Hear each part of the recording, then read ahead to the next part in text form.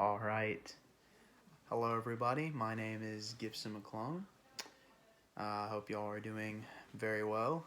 And today I'm doing the presentation on what I didn't know before. So I did my presentation on the immigration stories.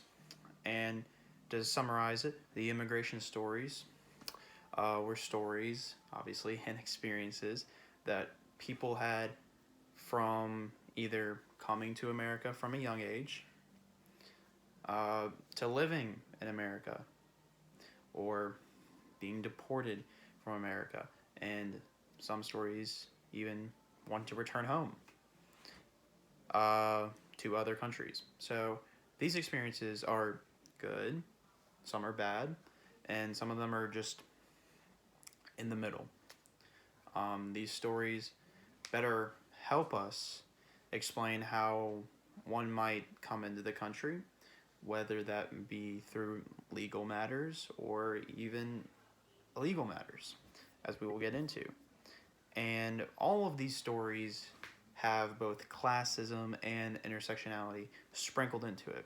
I'm going to be speaking on classism with one of the stories that I read by Muhammad from Kasserine, Tanzania, from in North Africa.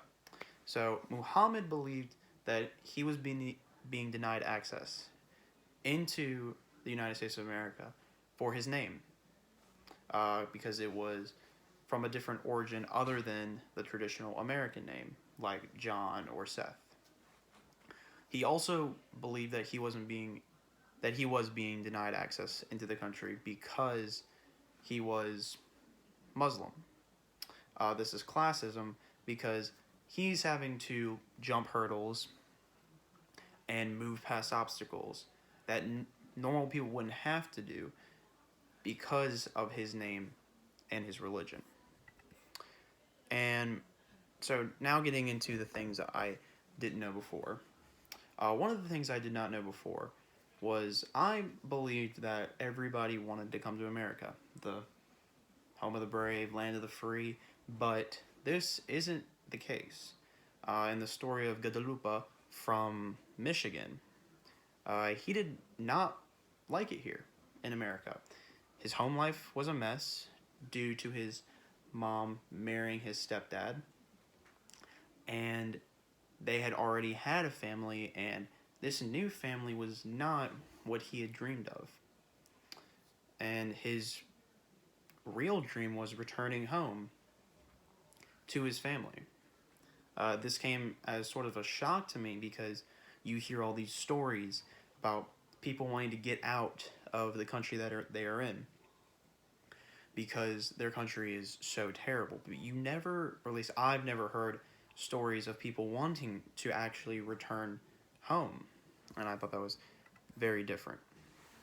The second thing I didn't know before, the world is not black and white. I learned this by looking at the stories and seeing the people going through the tragedies that they went through. With a story like Alejandro from Pasadena, Texas, Alejandro's father was taken from him and his family. Alejandro's father had spent over 40 years in the United States of America and had been taken and is still being held in an immigration facility. This showed me that those kids would forever hold a grudge on the United States of America and the immigration system in the United States of America for the rest of their lives because they took his father from him and his family. And this showed me that the world isn't black and white. We don't know the full story behind Alejandro's father. Was he illegal? He was paying taxes for over 40 years, as Alejandro said in the story, if you would like to read it. So I think that we can't see the world black and white. We need to see it for the gray that it is because we just don't understand everybody's experiences. And my third and final point, that things that I didn't know before, was sort of how people came to this country. Obviously, I knew there is the legal and illegal way in my head, but I didn't know that there was a lottery system in play.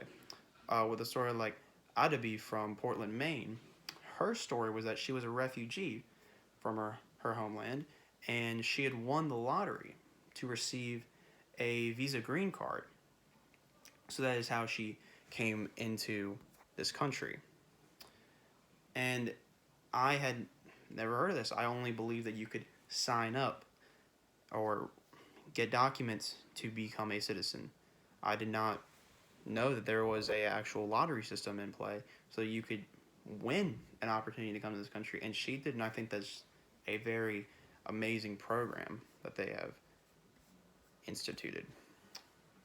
And to bring these into my daily life, all these experiences can be brought into your daily life and everybody's daily life. With me not looking at people and just assuming something, because no one knows what someone has been through, obviously, until you sit down with them and actually have a conversation.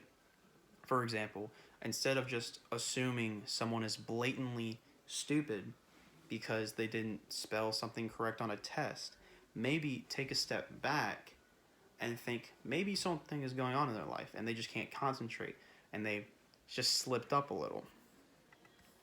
Another way you or anybody can bring this into their, or including me, into my everyday life is by asking the people and listening. So taking what I said previously and going one step further, instead of thinking in your head maybe there's something wrong, listen to what they have to say. And going back to my example with someone slipping up in class, sit down with them, make sure everything is okay, because you know they know how to spell that word. Because maybe they missed the school bus, and that's what happened. They missed the school bus, they missed their morning coffee, they were late to school, so that's why they just slipped up on their test. And if you have any questions, please leave them down in the comment section below, and thank you so much for watching this video.